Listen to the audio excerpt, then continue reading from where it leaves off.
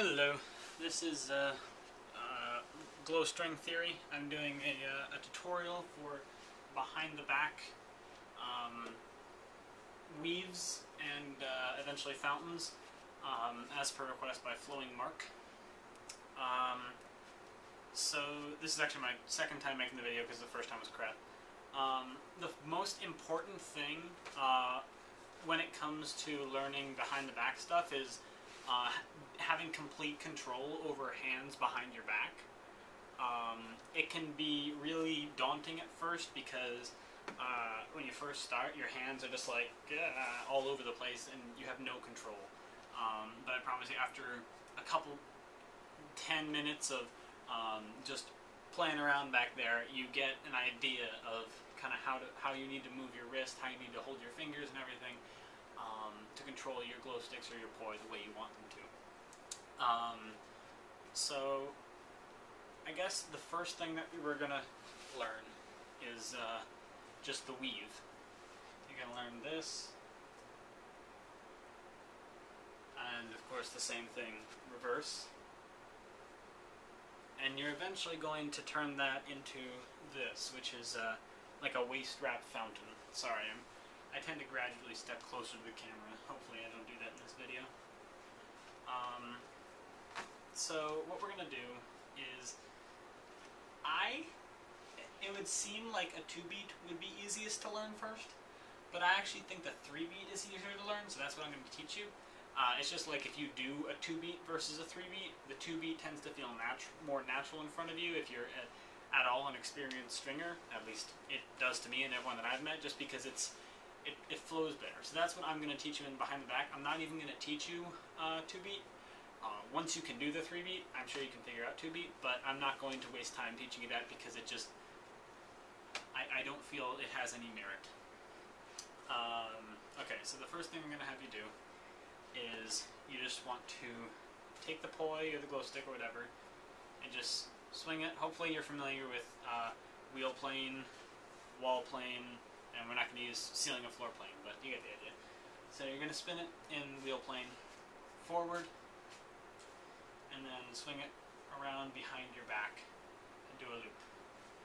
You're going to do one circle on this side, one circle on the other side.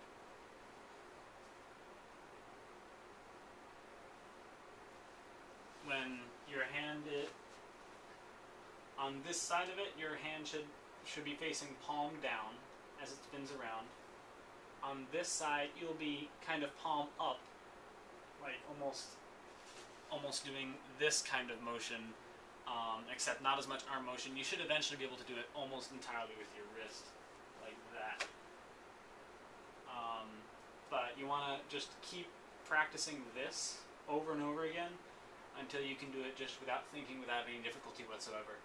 And I mean, obviously you also want to learn that with your other hand.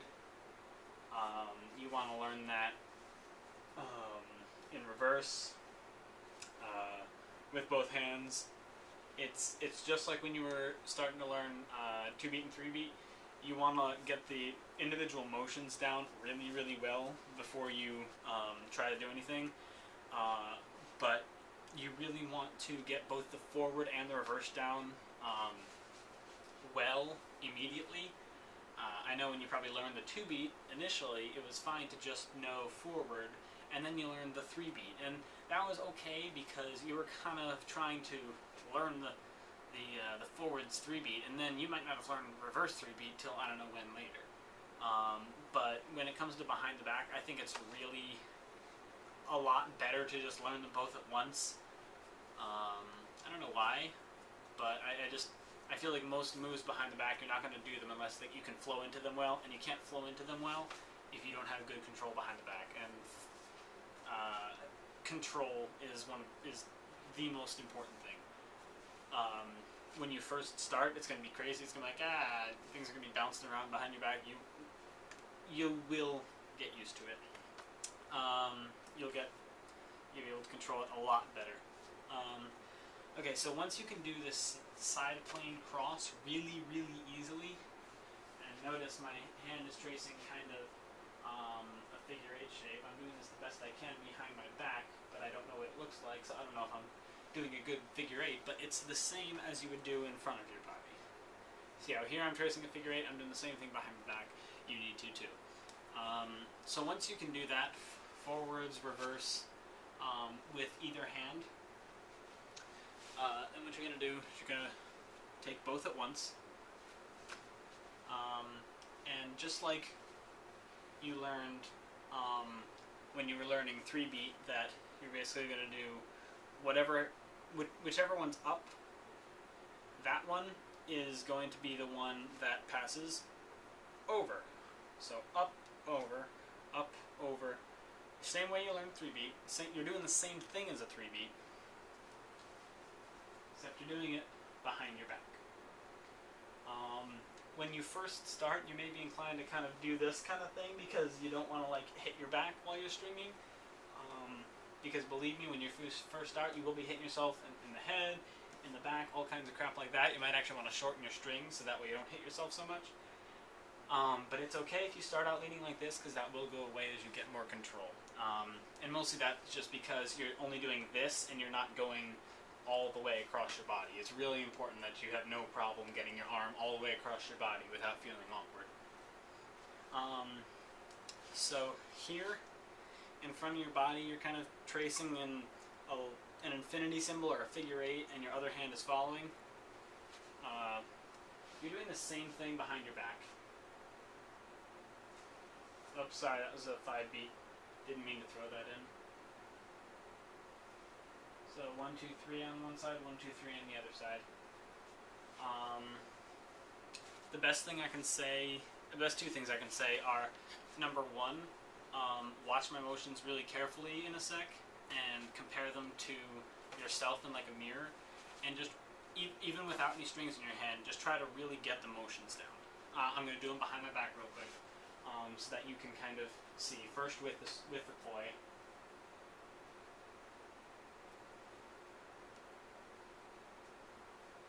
And now without the ploy. Although I am going to use these to just emphasize what I'm doing. This is for a forward.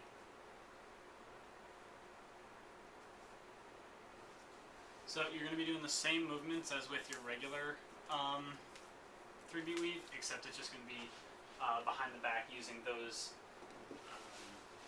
using these behind the back swaps. It's going to seem impossible at first, but in less than an hour you can probably have either forwards or backwards down. There's no particular one which is easier, but once you have one, I think it's easier to learn the other. I believe I learned reverse first, but I don't think it matters. Because when it goes behind your back, if you remember the big obstacle when it came to learning a reverse 3-beat initially, when you were first starting, it was probably, holy crap, there's stuff flying at my face. Well, you don't really have that behind your back, so there's no real distinction when you're learning between forward and reverse. So just pick whichever one feels nicer initially, because once you have that one down, the other one's going to be a lot easier to learn. Then once you've got that down, you can experiment with going from forward and using the shared side to go into reverse. That'll help you, just like when you're doing like in front of you, you can kind of take that shared side of the weave and convert it to forwards, and then take a shared side and convert it to reverse. You're going to do that behind your back. You're going to go ahead and take a shared side and do it. Whoops, sorry. I'm doing a bit too much waist strapping here. You're going to try to convert it to forwards, shared side, convert it to reverse. That might take a while to catch on, so don't spend a lot of time on that, because that will come a lot more naturally as you just get more used to doing stuff behind your back. The next thing we're going to work on is waist straps, which looks like this. This is what you'll see me doing in a lot of videos, or at least the few videos that I have, or a lot of the times when I actually do like performances or whatever. I'm just going to throw something in real quick. Completely unrelated, but you might have noticed that I just did that. I also do that a lot when I'm in front. It's really common for people to do a fountain where they go up into a windmill. where they just stick that in there. But what most people don't ever do, and I think is just really smooth, is you just do half a fountain and then like a watermill kind of thing. You just do this kind of thing, and that leads right out to the other side of the fountain. So basically, whichever way your fountain's going, you can make it flow either by doing a watermill or by doing a windmill. So you just got a little Easter egg for watching my video. Congratulations. Plus, it makes it really easy to go into pirouettes and stuff if you do any of those kind of spins or whatever. Anyway, sorry, sidetracked. This motion is actually very, very important for what we're about to get into. So what you're going to do is you're going to put down one of your glow sticks and just, or pull whatever you're using. I think you're using glow sticks, but it depends if anyone else watches this video. And you're going to start, I'd say, clockwise from your perspective. It doesn't really matter which you start with, whether you start doing like this or whether you start doing like this, counterclockwise or clockwise to your perspective. The one thing that I really, really want to stress is make sure that you're doing both the same when you're learning your two different hands. When you're first learning behind the back stuff, it can be really tempting to go, say, outwards. A lot of people will go outwards. I know I did this when I first started, and it really stopped me up until I realized what I was doing wrong. So please don't make the same mistake I did. If you're going out, it's really tempting to go outwards on one hand and learn that movement really well, and then pick up the other one and go outwards on that one and do this, and then you pick them both up and you try to combine them together, and wait a minute, they're both going outwards. Well, now you have butterfly, and that's suicide to try to just learn if you don't already know some behind the back stuff. So if one's going clockwise, you want to make sure they're both going clockwise. It will save you a ton of time when learning.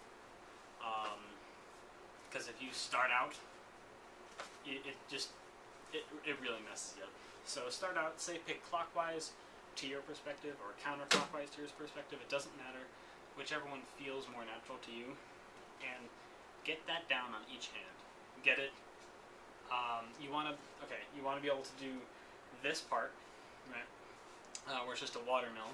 It's going to go in front of you and behind you. This should be mostly wrist. This should be no problem. The part where it gets a little bit more difficult is first, try to just do a little propeller kind of thing in the back there, because that is eventually going to turn into that. So, but try, I can basically, if you watch me, I can lock my wrist against my back and just do it with my wrist and keep a perfect plane there. You really want to work on plane control, because if you don't have good plane control, you're going to be hitting yourself in the shoulder, in the back all the time. So spend a lot of time practicing just holding one hand back here and spinning it like a propeller, keeping your planes, not hitting yourself in the head. It's really important. It's worth the time that you spend, because also the more time you spend back here, the more natural it's going to feel when you start doing more behind the back stuff. Like I don't know if you do any behind the back wraps yet, but once you get used to behind the back stuff, you will, because they're really nice to add in, and you can spin and do wraps the whole time, and it really, really helps to just be completely native behind your back. Like almost, I'd say about half to 75% of the moves I can do in front of my body, I can do behind my body, not including that's not taking into account certain things like dodging daggers, which is almost impossible to do behind you, or a straitjacket, which is impossible to do behind you. Not including those, or like my 9-beat, which there's really no purpose to knowing, but no, I can't do a 9-beat behind the back, that'd just be stupid. Sorry, getting off track. Basically, getting control of this is huge.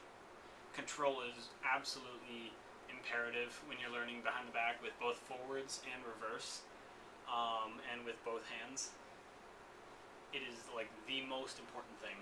So you can never practice too much with just the basic moves. And then once you can do this easily, it shouldn't be too much of a stretch. You might have to bend your body a little bit, but you're going to kind of flip it in front of you. From behind you, in front of you. Behind you, in front of you. And you want to get that motion down like really smooth, really easy. So it ends up being one circle in front of you, behind you, in front. In front, behind, in front, behind, in front, behind, etc. etc. So you're going to do that. You're going to do it with both hands. Again, make sure you're sticking to either clockwise or counterclockwise. You'll learn the other one later, but it's kind of like trying to learn a weave with one hand doing forward and one hand doing reverse. You're going to end up with something cool, a butterfly weave, but you're not going to be able to learn that if you've never done either before. So make sure they're both going the same way. So that way you end up with this kind of, or rather, this kind of effect. Actually, a good practice would be a mind meltdown. That's a good thing to start with, which is where, okay, hopefully you can do this by now, the propeller behind you and one in front of you going the same direction, split time. Switch hands, not too bad. If you keep doing that, you've got a watermill. If you go one further and flip your one hand behind your back, like this, and one hand in front across, here you have a, this is a behind the back, let me think. Let's see, this is a behind the back. I think this is just like a, I don't know, a behind the back cross or something like that. A half straight, I don't know what it's called. But this, on both sides, is a mind meltdown, which it doesn't really look too cool, it's just a bunch of circles, but it's really, really good practice for getting used to swinging things all around your body, behind your back, all kinds of stuff. So, to break this down, you're doing one circle in front, around behind. So you're basically swinging it in front of your body, all the way around behind your body, up, around in front of your body, and coming back behind and doing a loop. So it's going to look like this.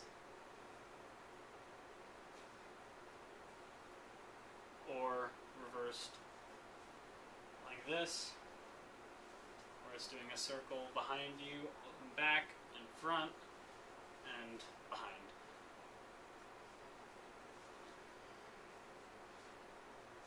So that is a mind meltdown.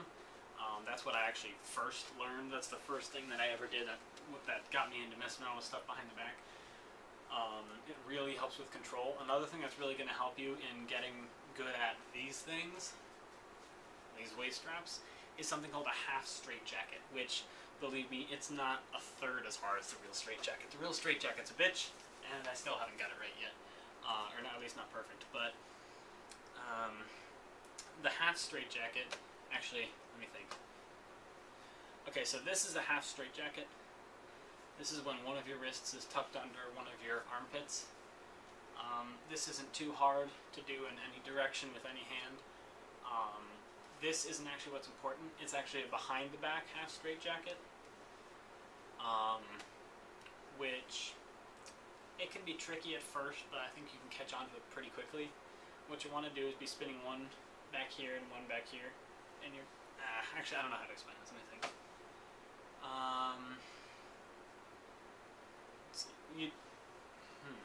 Actually, that's probably not a good way to explain it, because it's probably easier to do once you already know how to do a weave. Never mind.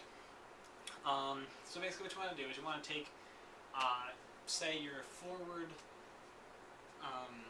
behind the back weave like this, and you want to just kind of rotate your body and do it more on the side of you until you get to the point where instead of using these motions in your wheel plane, you're going to convert those into wall plane motions. So you're going to take this and you're going to squish it into that one behind, one in front kind of thing.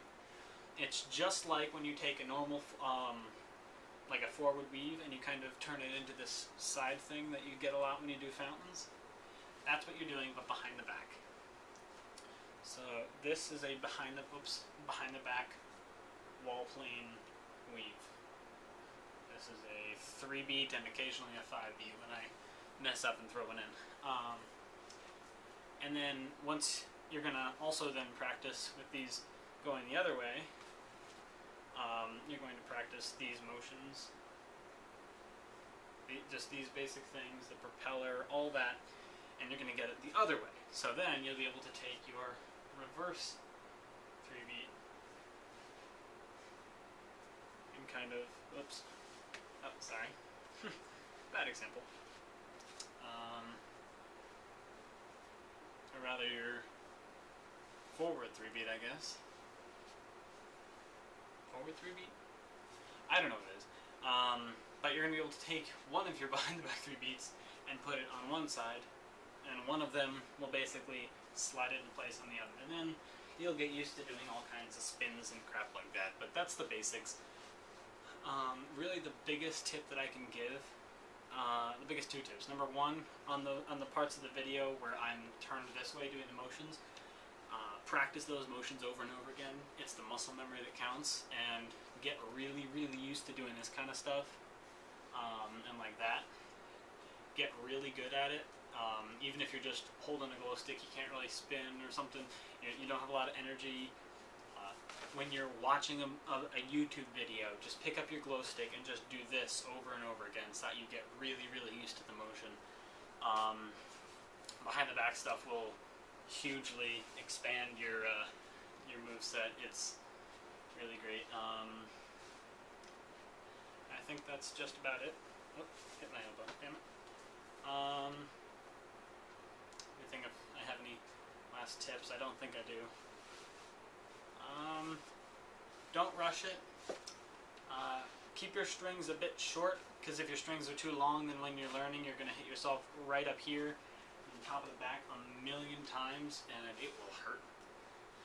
Don't be afraid to kind of lean forward and do whatever you have to avoid letting the glow sticks hit you, because if you can avoid letting the glow sticks hit you while you're doing this part, while you're learning this part, then instead of the glow sticks hitting you and then you losing track of your swinging and losing that potential learning there, you can actually kind of dodge it sometimes and you can keep it going.